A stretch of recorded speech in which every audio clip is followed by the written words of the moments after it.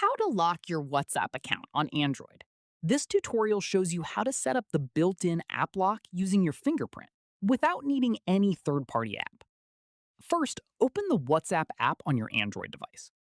After that, tap the three dots at the top right corner and tap on Settings. From there, tap on Privacy to open the privacy settings. At this point, scroll down until you find the app lock option and tap on it.